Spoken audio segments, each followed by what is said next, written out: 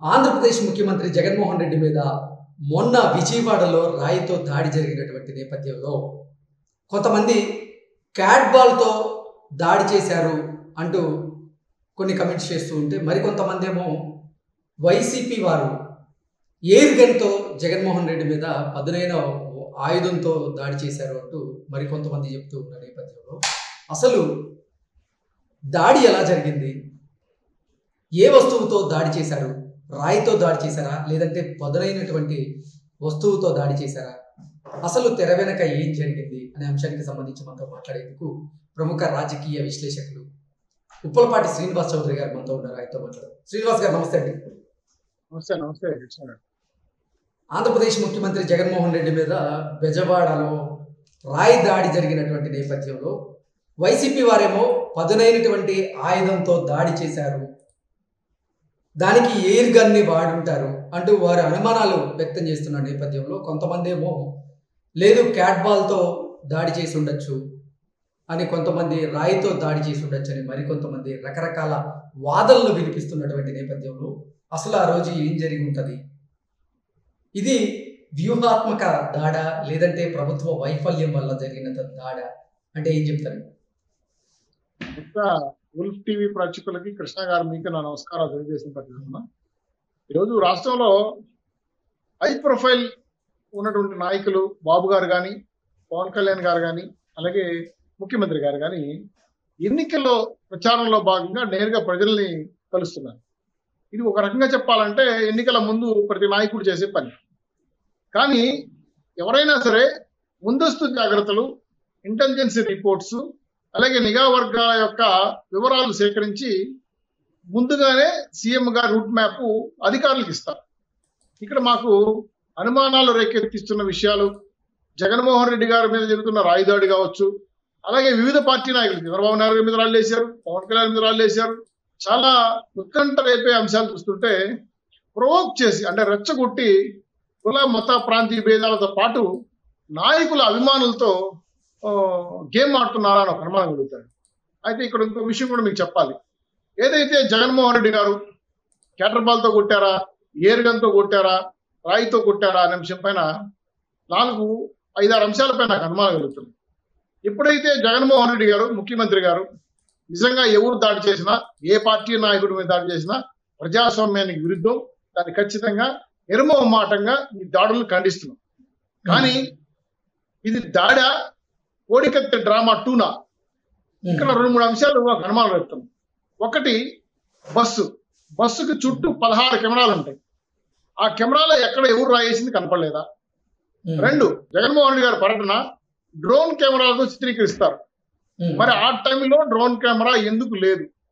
Number 3, current ఆ టైంలోనే 3 సార్లు 4 సార్లు ఆపేశారు. ఆపేసేది వేసేది. ఎందుకు ఆపినట్టు? హై ప్రొఫైల్ ఉన్నటువంటి ముఖ్యమంత్రి, రాష్ట్ర ముఖ్యమంత్రి పర్యటన సందర్భంగా విద్యుత్ ఎందుకు ఆపుతున్నారు? దీనికి కారకులు ఎవరు? 4, పూర్తి స్థాయిలో సిబ్బంది జగన్మోహన్ రెడ్డి గారు చుట్టూ ఉంటారండి కాసుకొని. ఆ బుల్లెట్ ప్రూఫ్ సూట్ కేసు లాగా ఉంటుంది, దాన్ని కాళ్ళకి ఇలా చుట్టూ పెట్టుకొని డేగ కళ్ళతో వీక్షిస్తారు. ఆ టైంలో చుట్టూ ఉన్న సిబ్బంది కింద కూర్చున్నారు. ఎందుకు కూర్చున్నారు? అదే సమయంలో ఎందుకు కూర్చున్నారు? 3, 4, 5వ పాయింట్ ఏంటంటే వెనకాల ఒక కెమెరామ్యాన్ షూట్ చేస్తుంటాడు, ముందర ఫోటోగ్రాఫర్ ఫోటోలు తీస్తుంటాడు. వీళ్ళు కూడా లేరు అక్కడ. ఎందుకు లేరు? 3. ఇంకా 6వ పాయింట్, రో పార్టీ కానీ సీఎం గారి యొక్క వ్యక్తిగత భద్రతా సిబ్బంది కానీ ఎప్పుడైనా ముఖ్యమంత్రి పైకి ఎక్కినా కిందికి దిగినా తల మీద ఇట్లా దూరంగా చేయబెట్టి తగలకుండా ఇది దిగులు తిప్పుతారు. కానీ ఆ ఛాయల్లో కూడా వాళ్ళు ఎవరు లేరు. ఎందుకు? నెక్స్ట్ 6వ 7వ పాయింట్, ఆ పోలీస్ స్టేషన్ పరిధిలో, విజయవాడ పోలీస్ స్టేషన్ పరిధిలో చాలా మంది చిల్లర రాజకీయాలు చేసే వాళ్ళు ఉన్నారు.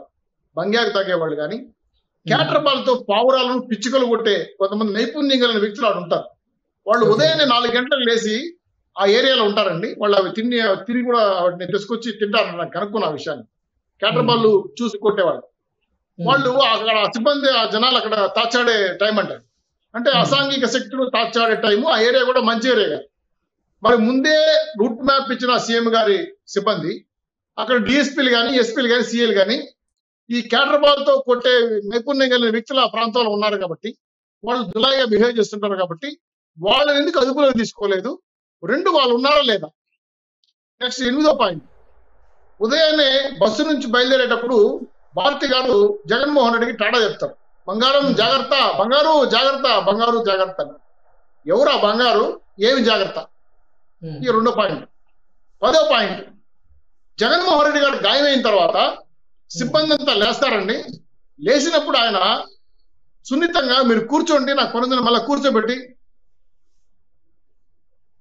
అని మొక్కుతారండి. ఇది దేనికి సంకేతం అంటే, నాకు గాయమైంది మీరు చూడండి అని చెప్తారా? గాయమైన వ్యక్తి బాధలో ఉండి నాకు దెబ్బ తగిలిందా, ముందు హాస్పిటల్కి పోదాం కదా అంటారా? నెక్స్ట్ 11వ పాయింట్, గాయమైన తర్వాత 2 కుట్లు పడ్డాయండి. 12 మంది డాక్టర్లు, 12 మంది నర్సులు, 5 మంది ఏఎన్ఎంలు. మామూలుగా అయితే సర్జరీ కానీ, బ్రెయిన్ సర్జరీ కానీ, హార్ట్ సర్జరీ కానీ, బిగ్గెస్ట్ డెలివరీ కేసు కానీ, అంటే కాంట్రవర్సీ కానీ ఇంతమంది డాక్టర్లు ఉండరండి. మరి ఈ 2 కుట్లకి ఇంతమంది మెడికల్ సిబ్బంది ఫోటోలతో సహా చేయటం అనేది ఏంది పబ్లిసిటీకి పరాకాష్ట. నేను అనడం ఏంటంటే, శ్రీనివాస్ చౌదరి గారు, అసలు అంటే వైసీపీ నాయకులేమో పదునైనటువంటి ఆయుధంతో దాడి చేశారు అంటూ వారు చెప్తూ ఉన్నారు. మరికొంతమంది ఏమో రాయితో దాడి జరిగింది అంటూ కొంతమంది అభిప్రాయం వ్యక్తం చేస్తూ ఉన్నారు. ఈ 2 కాదు, అసలు గజమాలకు ఉన్నటువంటి ఒక సన్నని తీగ తగిలి ఆ గాయమైంది అంటూ మరికొంతమంది అభిప్రాయం వ్యక్తం చేస్తున్నటువంటి నేపథ్యంలో అసలు ఏం జరిగింది? నిజంగా రాయి లేదంటే పదునైన వస్తువు ఏదైనా తగిలిందా, లేదా గజమాలకు ఉన్నటువంటి నిజంగా ఆ తీగ గీసుకునే గాయమైందా? మీ అభిప్రాయం ఏంటి? మీ విశ్లేషణ ఏంటంటే ఏం చెప్తారు? తప్పకుండా మీరు అడిగిన పాయింట్ కాడికి వచ్చాను, మీరు అడుగుతున్నారు. అంతకు ముందు అభిమానులు గజమాల వేయడానికి ప్రయత్నం చేశారు. అది పెద్ద క్రెయిన్ తో వేస్తారు. అంత బరువు నిలబడాలంటే ఇనుపు కమ్మీలతో చుట్టుంటారు, అంటే చాలా హెవీ వెయిట్ అనమాట. ఖచ్చితంగా దగ్గర తీసుకొచ్చినప్పుడు ఆ కమ్మీ ఏదో తగిలి గీక్కునింది అనేది ఒక వాదన. ఇవన్నీ కాదు జరిగిన ఘటన అది అని చెప్పి దీనికి సింపతి రైజ్ చేయడం కోసం రాయితో కొట్టారని ఒక మాట. సరే, ఇవన్నీ పక్కన పెడదాం. కృష్ణ గారు, ముఖ్యమంత్రి వ్యక్తిగత భద్రతా సిబ్బంది, గుండంచెల సిబ్బంది ఈరోజు ఎక్కువ మంది పెంచుకోవడం కనుకో, వీళ్ళంతా ఏం చేస్తున్నారని, పోలీస్ వ్యవస్థ, నిఘా వ్యవస్థ, అలాగే ఇంటెలిజెన్స్ వ్యవస్థ ఏం చేస్తా ఉందని ఒక క్రిటికల్ ఇబ్బందికరమైన ప్రాంతానికి పట్టణం చేస్తున్న జగన్మోహన్ రెడ్డి గారిని పరీక్షించాల్సిన బాధ్యత మీకు ఉందా లేదా? గతంలో బాబు గారి మీద రాయేశారు, పవన్ కళ్యాణ్ మీద రాళ్ళేశారు. గతంలో ప్రతిపక్షంగా ఉండేటప్పుడు జగన్మోహన్ రెడ్డి గారు బండబూతులు తిట్టాడు బాబు గారిని, ఉరిపోయాలి, షూట్ చేయాలి, ఊరి కాల్ చేయాలని ఈ చాలా మాటలు మాడారు. ఇప్పుడు పట్టణం పోయేటప్పుడు ఖచ్చితంగా ఎన్నికల టైం ఇది. ఎన్నికల టైంలో పూర్తి స్థాయిలో ఈ డ్రామా ప్లే చేయడానికి కారణం ఏంటి? మేమైతే ప్రతిపక్షాలుగా, తెలుగుదేశం పార్టీగా ఇది ఒక ఎన్నికల స్టెంట్ గా, ఎన్నికల డ్రామాగా మాట్లాడుతున్నాం. ఎందుకంటే చంపేవాడు ఎవడు చిన్న చిన్న గులకరాలతో చంపడు. రాయలసీమ ఫ్యాక్షనిజం ఎలా ఉంటుందంటే బాంబులు వేస్తారు, అవసరమైతే తుపాకులతో కాలుస్తారు. మరి ముఖ్యమంత్రి గారి మీద అఘాయిత్యం చేసి, ఏ అఘాయితైనా సరే, ఎవడైనా సరే ఊరికి ఆకతాయి పనులు చేయరు. చేస్తే చూడండి సార్, 16 క్లైమోర్ మ్యాన్స్ పెడితే 30 అడుగులు లేచి కింద పడింది కారు. బాబు గారు, చంద్రబాబు గారు దులుపుకొని సర్దులుపుకొని పదండి ప్రజాసేవ చేద్దామన్నాడు. అది రాజకీయం. చిన్న రాయి తగిలిందని, లేదా పిచ్చిక గిగ్గిందని, లేదా ఇనుము కమ్మి తగిలిందంటే దీనికోసం ఇంతమంది మెడికల్ సిబ్బందిని, భద్రతా సిబ్బందిని ఊరికే అతలాకుతలం చేయడం అనేది కరెక్ట్ కాదు.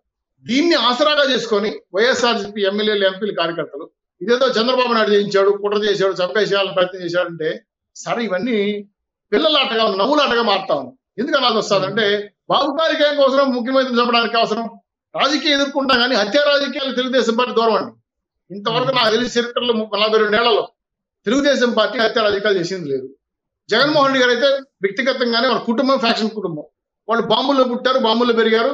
అచేతనంగా రాజారెడ్డి చనిపోయాడు, అచేతనంగా వైఎస్ రాజశేఖర్ చనిపోయారు, వాళ్ళ వివేకానంద గారు చనిపోయారు. వాళ్ళ కుటుంబాల్లో చాలా మంది ఎందుకు చనిపోయారో, ఎవరు తప్పు చంపారో తెలుసుకోవాలని ప్రశ్నలో ఉన్నాం. అంటే చూసి అటువంటి ఫ్యామిలీ బ్యాక్గ్రౌండ్ ఉన్నటువంటి ముఖ్యమంత్రి గారికి ఇటువంటి గాయాలు జరిగినప్పుడు, ఇటువంటి అటాక్ జరిగినప్పుడు తగిన సిబ్బంది, తగిన నిఘా వర్గాలు జాగ్రత్త తీసుకోవాల్సిన అవసరం ఉందా లేదా? అయితే ఇది డ్రామానా, ఎన్నికల కనుకట్ట, లేదా కోడికత్తి పార్ట్ 2నా అని ఆలోచించాల్సిన బాధ్యత నిఘా వర్గాల మీద ఉంది. దీని మీద నేను సిబిఐ ఎంక్వైరీ చేయమని చెప్తాను, సిట్ చేయమని చెప్తాను. ఖచ్చితంగా ఎవరైతే దీనికి కారకులైనారో వాళ్ళ పట్టిని ప్రజాహితం నిలబెట్టాల్సిన బాధ్యత ఈ ప్రభుత్వం మీద ఉంది.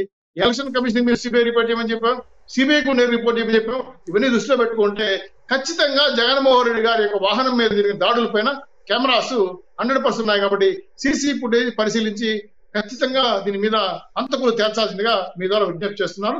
ఈ దాడిని తీవ్రంగా ఖండిస్తున్నారు. ఓకే శ్రీనివాస్ గారు, థ్యాంక్ యూ సో మచ్.